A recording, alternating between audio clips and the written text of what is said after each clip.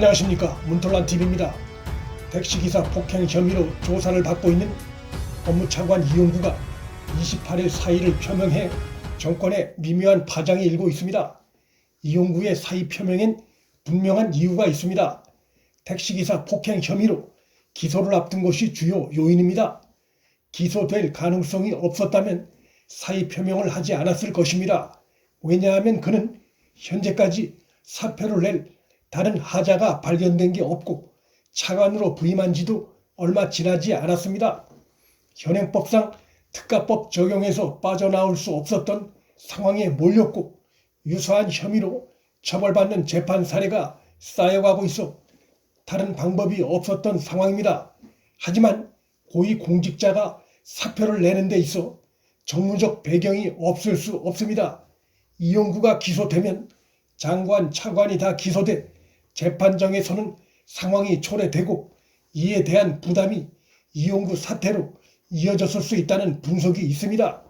이용구가 사표를 안 쓰고 버티고 있으면 법무부 모양이 너무 안 좋을 수 있는 상황이었는데 마침 이용구가 사의를 표명하니 기다렸다는 듯이 받았을 가능성이 있습니다. 이렇게 되면 이용구로선 일종의 토사구팽 당하는 셈이나 마찬가지입니다. 하지만 그 정반대의 경우도 충분히 생각할 수 있습니다. 기소를 이유로 이용구가 사의를 표명할 경우 이미 기소돼 재판을 받고 있는 박범계, 이성윤 그리고 이진석 청와대 상황실장 등 현 정권의 주요 피의자들이 사퇴 압박을 받을 수 있어 이용구가 버텨주길 바랬는데 갑자기 사의를 표명하는 바람에 현 정권 세력이 당황할 수도 있습니다. 분명한 것은 똑같이 기소된 박범계는 왜 사표를 내지 않느냐 하는 비판이 당연히 제기될 수 있다는 것입니다. 더욱이 박범계는 범죄자를 찾아내는 검찰을 지휘 감독하는 부처의 수장입니다. 그는 법무부 수장 자격을 이미 잃어버린 상태입니다. 이용구는 자신이 기소될 낌새를 눈치채고 기소되기도 전에 사표를 썼는데 기소돼 재판까지 받고 있는 박범계는 왜 사표를 내지 않나라는 강한 비판에 직면할 수 있습니다. 둘의 혐의도 똑같습니다. 둘이 똑같이 폭행 혐의를 받고 있지만 죄질로 보면 박범계의 죄질이 더 나쁩니다. 박범계는 야당 당직자를 공동 폭행했고 그 상황을 주도한 혐의를 받고 있습니다. 폭행 장면이 담긴 동영상까지 공개됐음에도 박범계는 재판정에서 부끄러움을 모르고 자신의 안경이 떨어졌다는 등 마치 정당방위인 양 황당하고 뻔뻔한 발언을 늘어놓았습니다. 안경 떨어진 것이 마치 야당 당직자에게 자신이 폭행당해 안경이 떨어진 것처럼 허위 주장을 편 것입니다. 의원 신분이 아닌 야당 당직자가 여당 국회의원을 폭행했다는 것을 믿을 사람은 없습니다. 재판정에서 밝힌 검찰의 입장은 단호합니다. 검찰은 박범계를 피고인으로 호칭하면서 박범계 피고인은 회의실 앞에 있던 한국당 당직자 홍모 씨의 목을 팔로 감싸 안고 끌어내 벽으로 몰아붙였다며 영상에 나타난 박범계의 폭행 상황을 분명하고 상세하게 설명했습니다. 자신이 사무와 인사를 총관장하는 검사에 의해 피고인으로 불리는 개망신을 당한 것입니다. 박범계는 앞으로도 상당 기간 법정에서 이런 개망신을 당해야 하는 처지입니다.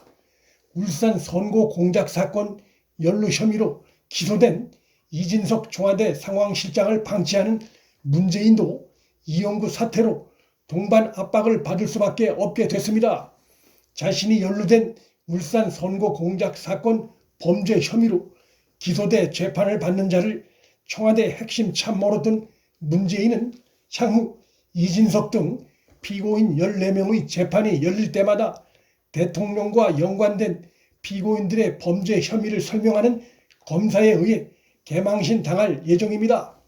이용구를 고기영 법무차관이 물러난 지 하루 만에 날치기 검증으로 후임 차관에 임명한 것은 바로 문재인 본인이어서 이번 이용구 사태건에 대해 문재인은 직접적인 책임도 있습니다. 이용구의 택시기사 폭행 사실을 알고서도 임명을 강행했다면 문재인의 책임은 더 커질 수 있습니다. 경찰은 그동안 이용구가 단순한 변호사 신분인 줄만 알았다고 밝혔지만 서초서장, 형사과장 등이 이용구가 초대 공수처장 후보로 거론된 유력 인사라는 걸 알았다는 사실이 밝혀졌습니다. 따라서 서초소의 이용구 폭행 사건 무마에 청와대 압력이 직간접적으로 개입됐을 가능성을 의심해 볼 수 있는 정황입니다. 이 부분에 대한 수사는 현재 이루어지지 않은 상태이나 특검을 통해서나 정권이 바뀌면 다 드러날 일입니다.